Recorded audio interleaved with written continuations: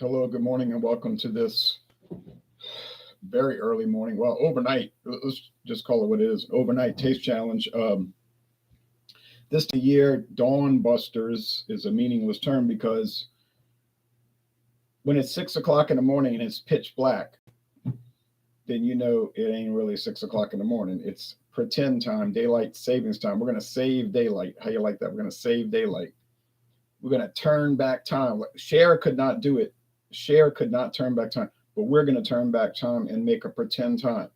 So the government says it's 5:11 a.m., but we know in reality it's only 4:11 a.m. But this is the type of situation we deal with. We try to recreate reality with a lot of other things too. Pretend that something is that we know our right reason tells us cannot be. Okay, but anyway,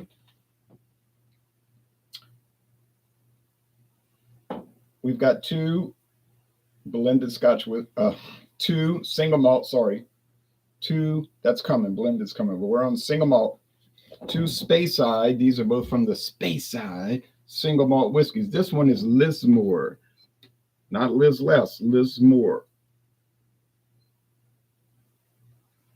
And this is from William Lundie and Sons. It was developed in 1974. That's when the company was started, and now they've expanded their offering. They've got a 15-year age, 21-year age, and there's like a platinum edition that's going to cost a lot. This one is their basic model, their base model. Like my automobile that I bought. I bought a car. It's a base model. Well, actually, it's higher than base. I had an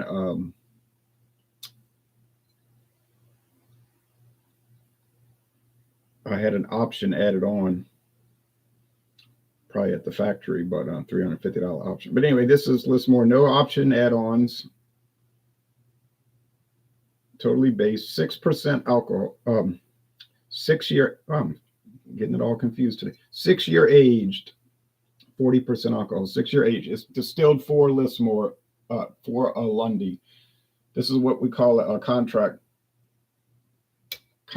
whiskey, or in Scotland they call it independent bottler. Same thing. You own the brand, you own the recipe, you contract with whoever. You don't just. A lot of times they'll say who does it for them. A lot of times they won't. And you say, make this for me. Okay. BC's Beer Reviews. Oh, BC's Beer Reviews. Good morning, Ron. Good morning to you. So y'all probably getting sunlight by now, a little bit. Okay. This is the competitor, Glen Moray, since 1897, but not this one. This is the Elgin Classic. There's a whole line called the Elgin Classics. Oh, they have all different kind of barrel treatments. If this will focus, I'll be a happy guy. And this is also a Speyside.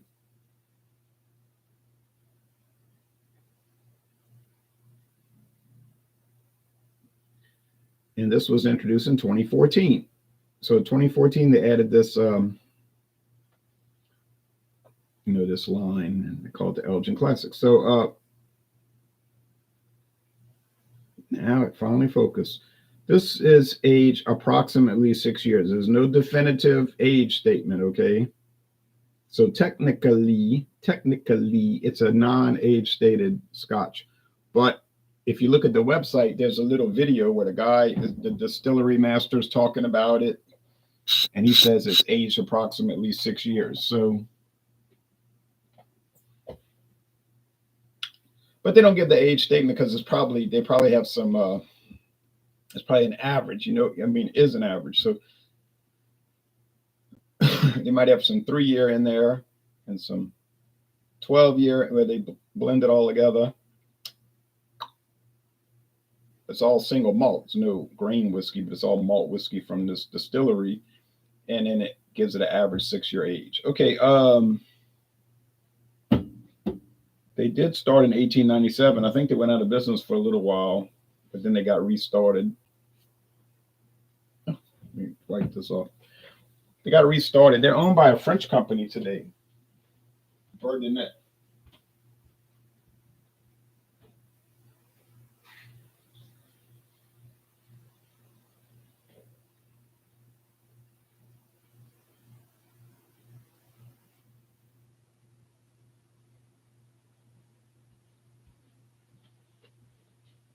Bardinet. They own a lot of brands. If you look at their website, they got whiskey, rum, brandy, alcohol-free, no thanks, liqueur and syrups, cachaca, whatever that is, some kind of Central American distillate, sugarcane syrup. You can buy sugar. You can buy juice from them, wine. What whiskeys do they sell? Let's see. 2, Sir Edward's, which I've seen at Total Wine for years. Blended Scotch, probably pretty good. I should have bought it when it was $9.99, and I waited around, and the price went whoop. Yeah, boy. Glen Moray since 1897. Bardinet, French spirits expert since 1957. Group La Martiniquaise. Oh, that's right. They're part of La Martiniquaise, which is a parent company of the parent company. I'm just going to keep it as Bardinet. Now, the Lismore says, from the Speyside region of Scotland, a single malt with all the classic qualities of this region. Robust, but also delicate. The fine balance of flavors combined to make this a malt whiskey distinctive in both taste and character. Mm-hmm.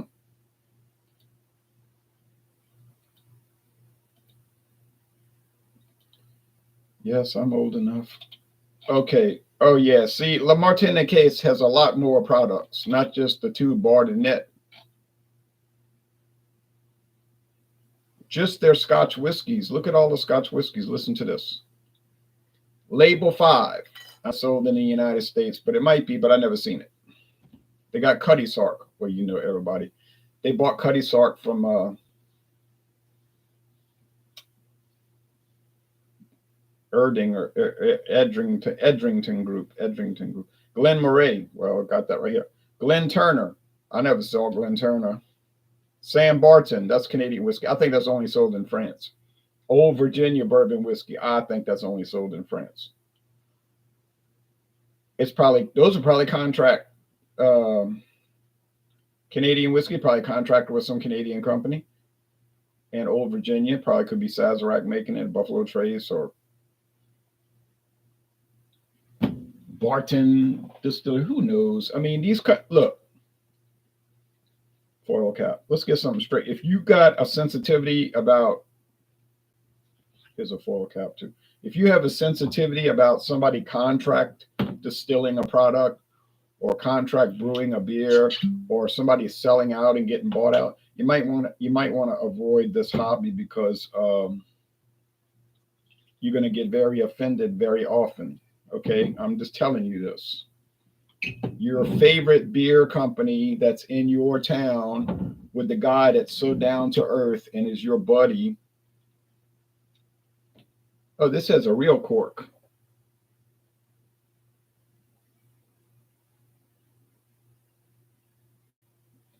A real cork. Real hunk of cork.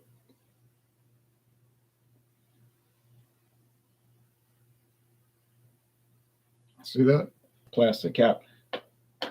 This one has that particle board cork, like little chips of cork, all kind of held together by resin or glue. Don't know how that works, but it obviously works.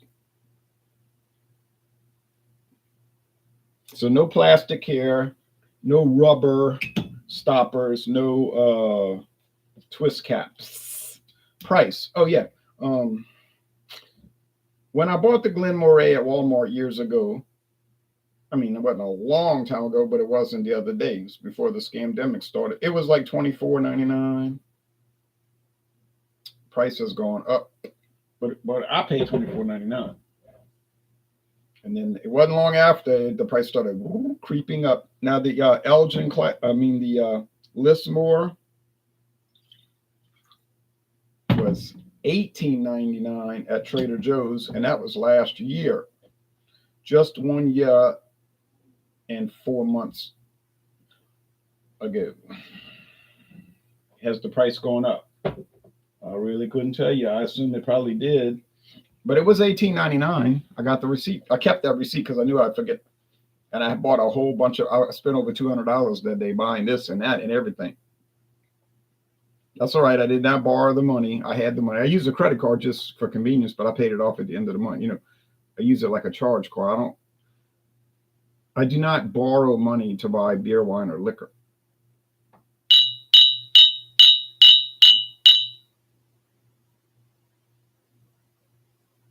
And if you use a credit card to buy anything, you are borrowing money to buy anything.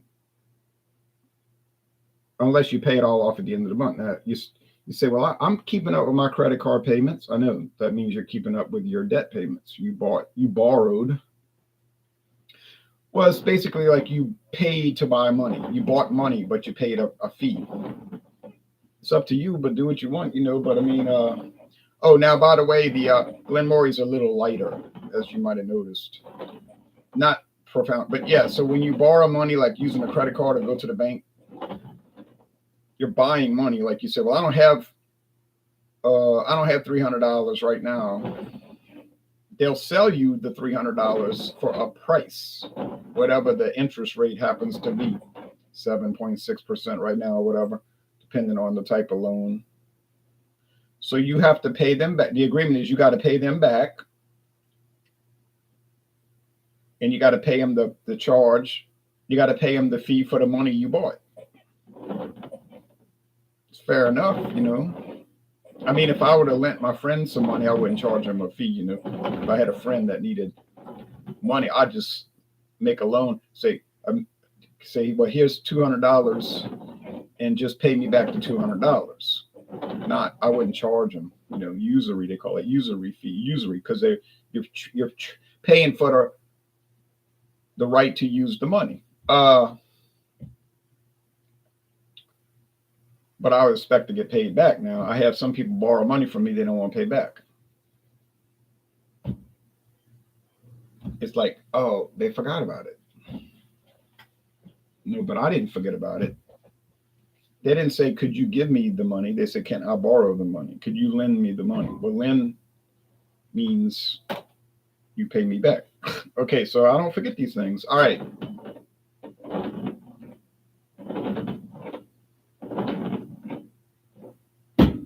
Okay, but anyway, the story was I did buy a bunch of all kind of stuff, rum, mezcal, tequila. Man, I was going crazy over that. And for all I bought, and I bought a lot, boy, it was still less than that one bottle of that Johnny Walker Blue Label that I bought. Yeah, it was less. No, it was like $1 less, but I bought all this stuff for less money than the one bottle of Johnny Walker Blue Label. I bought 1, 2, 3, 4, 5, 6, 7, 8, 9, 10, 11, 12, 13. I bought 13 bottles of liquor, full size. There's no half-size bottles now. And some of them were liters. Thank you. And a 12-pack of beer. All for less than I paid for one bottle of Johnny Walker Blue Label. So Johnny Walker Blue Label is no kind of value, and it ain't even that great. Oh, it's the most excellent. It's a 95, but so I got $35 bottles of liquor that's a 95. So, oh, well, I wanted to do it, and I did it, and I tried it, and it's done.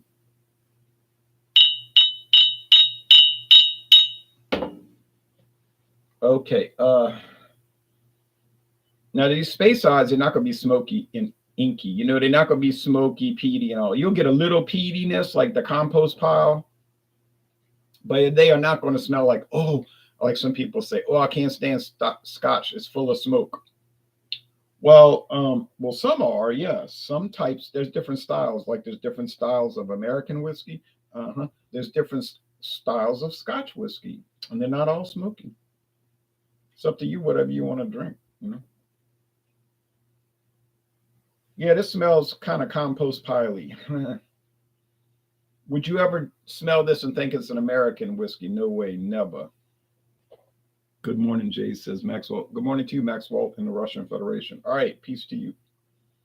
If you smelled this, you would not think it was Canadian whiskey. You would not think it was Irish whiskey. You would think it is Scotch whiskey of some sort. Now, maybe you wouldn't know if it was single malt or blended or whatever. I think you would think it was single malt though, because of that overall bread dough kind of thing, what they do in there.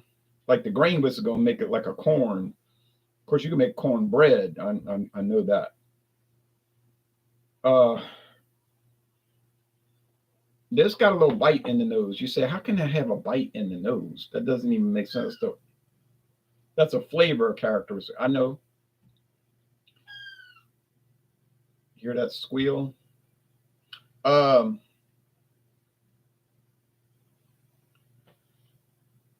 But I'm thinking that this has a bite in the nose. I can't explain it, but I can smell it. I can feel it. I can experience it. Woo. Now, do they have famous independent bottler scotches, or as we call them in the United States, contract distillation? Oh, yes, there are very many famous ones, such as J&W. J&B, I mean, J&W. J&B. There is a G&W whiskey, but that's American, so never mind. J&B, Justerini and Brooks. Everybody's seen J&B Scotch. They got it in all these movies all the time. And Cuddy Sark. See, J&B, they don't have a distillery. You can't go to Scotland and say, I want to go tour the J&B distillery. My grandpa drank that Scotch. But it doesn't exist. There's no such thing. It's components that are purchased and produced for the company down in London. And in London, there's no kind of production. It's just an office. Oh, it's a big office. I mean, it's a huge building. You know, they don't make anything. J&B simply buys and sells, or what they call themselves is a wine broker. A wine broker. It's like a real estate broker. They buy and sell, not real estate, property. They buy and sell liquor and wine. You can look at their website. That's what they do. They sell liquor and wine. Yeah. So I was talking to a lady yesterday. She said she spent 30 years as a grocery broker. I don't really understand how that works, but I said, buy and sell groceries.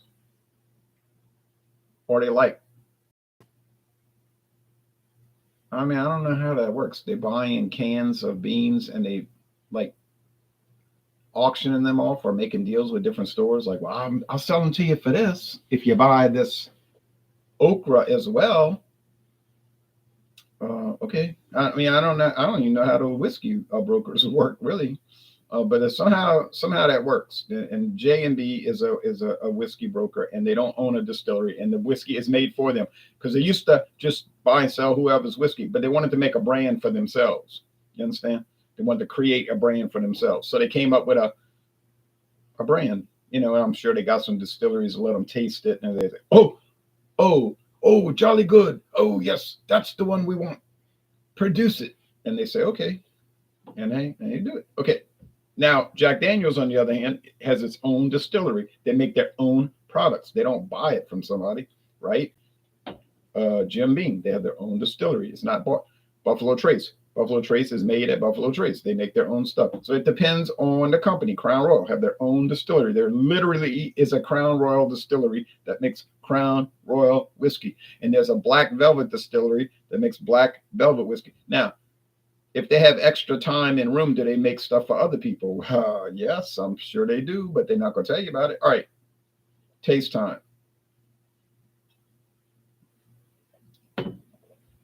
Just like Anheuser-Busch. They make the doggone Land Shark beer. They don't own that brand. That's owned by Jimmy Buffett's people. Well, he died, you know. Unfortunately, he was sick and he died. But his family's still around. So they own Margaritaville, the whole Margaritaville restaurant and beverage and spice, and they even make spices. I And I think chili, like, you know, the package you can make chili with. But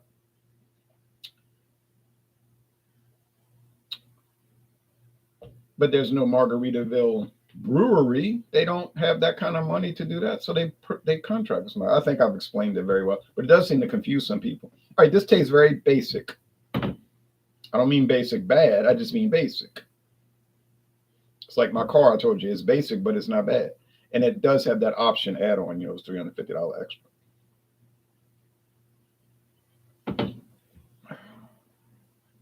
Bready. I mean, this is like bread. What kind of bread? I would say white bread crust. Not the dough itself, but the crust. It's very mild. No smoke. A touch of the compost pile and bread. Simple. Which is probably why it was $24.99. Now, the Lismore was $18.99. Can you believe it? A single malt scotch for $18.99. True story. That's what I paid. I got the receipt. I can prove it. You say, yeah, but is it any good? Good question.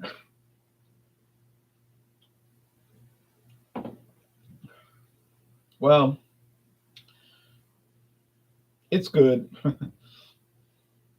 but it's good. That's it. Now, I can't remember what I gave it in my solo review. I did a solo recorded review. I'll post it. I remember I had some questions about it. It was a little rough around the edges, you know, a little bitey. I said it was bitey in the nose. It's bitey in the flavor.